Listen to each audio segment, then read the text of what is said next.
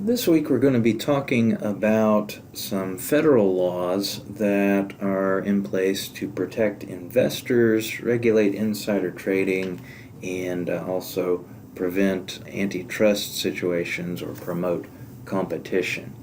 One thing you'll notice is that a number of these federal laws went into effect in the early 1930s, primarily as a reaction to what happened with the stock market at the time of the Great Depression.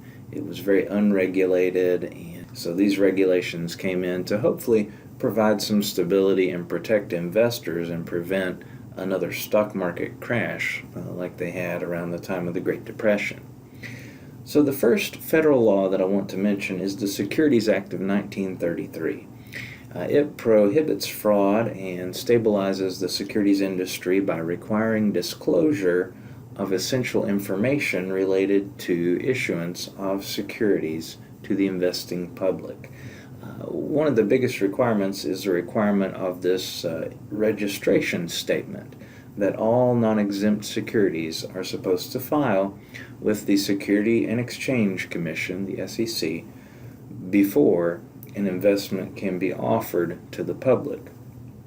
What that registration statement is going to provide is information about the issuing corporation, the intended use of the proceeds that they get from the investments, and who the directors are, and things like that. Another major requirement of this act is a requirement that the company issue a prospectus for investors to review. And that prospectus is going to contain information about the company, its history, its performance, who the directors are, and it's really going to help the investor make an informed decision and say, is this a good place for me to invest my money? I also should say at this point, what are we talking about when we talk about securities? Well, we're talking about stocks, bonds, mutual funds, things like that. And also regarding the securities that do not have to comply with this regulation, there are a number of exempt securities, and there is a chart in the text, Exhibit 21-1, that really does a nice job of laying out all of those exemptions. The next federal law to discuss is the Securities Exchange Act of 1934.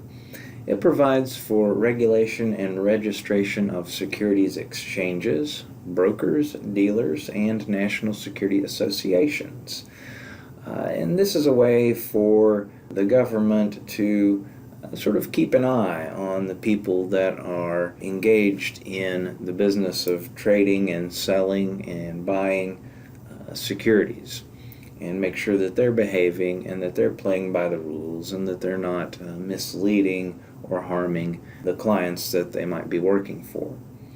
It maintains a continuous disclosure system for corporations with securities on the exchanges, such as the New York Stock Exchange. It also requires continuous disclosure for companies with assets in excess of $10 million and more than 500 shareholders. So it's really keeping an eye on those larger companies. As far as insider trading, under SEC Rule 10b-5, both the tipper and the tippee may be liable if they profit from insider trading. The tipper being the person inside the organization who has that confidential information, and the tippee being the person who receives that information and then uses it to their benefit. Violations of insider trading may result in civil or criminal penalties depending on the facts of the case. And then I'll also point out that some states also have security laws that can come into play in addition to these federal regulations. Corporate governance has to do with policies that specify the rights and responsibilities of the various participants in a corporation, and it has to do with spelling out these rules and procedures for making decisions on corporate affairs. There has been a push in recent years to make corporate governance more transparent, Some of these concepts have become necessary due to conflicting interests of the shareholders and the corporate officers. They don't always see things the same way, and so how do we manage these conflicts? Well, we have to have set procedures that we can follow to make decisions.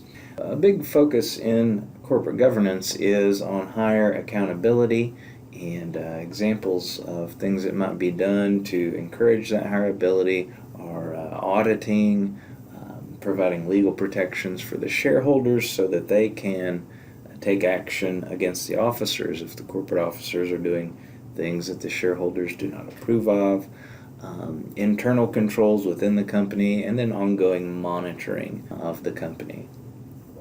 One of the more recent laws that went into effect in the early 2000s was the Sarbanes-Oxley Act, and it sought to increase corporate accountability by imposing strict disclosure requirements and harsh penalties for violating securities laws. Now we're going to move from securities regulation over to antitrust laws and laws that seek to restrain competition. Two of the main laws that come into effect here are the Sherman Antitrust Act and also the Clayton Act. The Sherman Antitrust Act has two sections that we're going to focus on. The first, Section 1, prohibits contracts, combinations, and conspiracies in restraint of trade.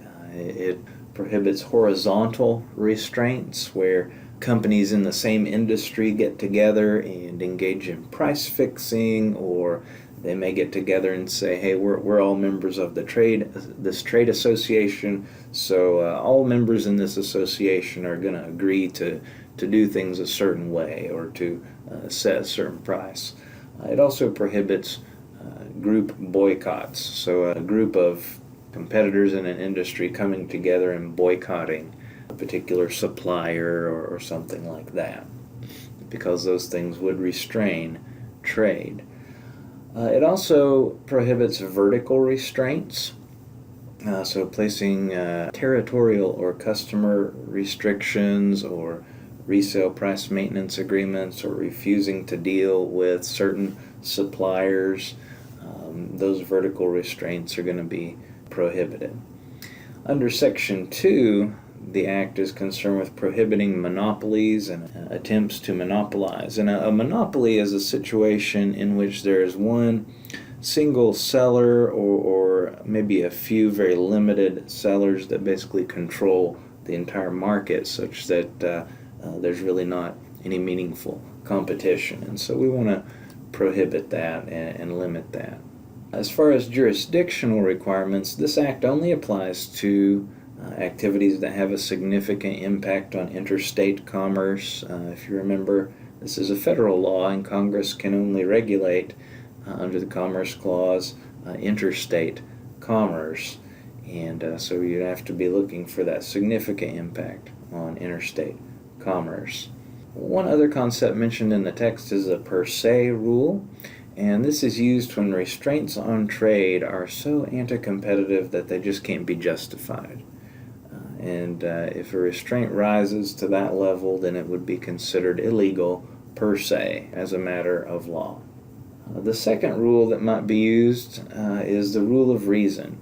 And this is used when there's an anti-competitive agreement that may be justified. And in that case, we have to look at the purpose and effect of the restraint.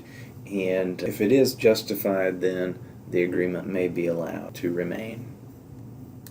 The Clayton Act, under Section 2, prohibits a seller engaged in interstate commerce from engaging in price discrimination that substantially lessens competition. So you can't just come in and use price discrimination to eliminate your competition. We want to have a fair marketplace. Section 3 prohibits exclusionary practices if it substantially lessens competition, specifically exclusive dealing contracts, where a seller forbids a buyer from using that seller's competitors. So, you have to buy products only from me, as the term of this contract. that could violate the Clayton Act. And then tying arrangements, conditioning a sale on the purchase of another product from the seller. So I'll sell you this product at this price, but only if you'll buy this other product from me as well. And that sort of tying agreement could also run afoul of the Clayton Act. Section 7 is concerned with mergers and monopolies, and it's going to prohibit a merger that would substantially lessen competition or create a monopoly. And that applies both to horizontal mergers, so merging with your competitors in your same industry, as well as vertical mergers, so merging with a supplier or a retail chain that is somewhere in your line of production. That can be prohibited if it prevents competitors from competing in a market segment and significantly lessens competition. So who enforces these laws? The U.S. Department of Justice as well as the Federal Trade Commission enforce antitrust laws. So there are both administrative actions that can be brought through the Federal Trade Commission. There are also actions that can be brought through the courts, through the U.S. Department of Justice.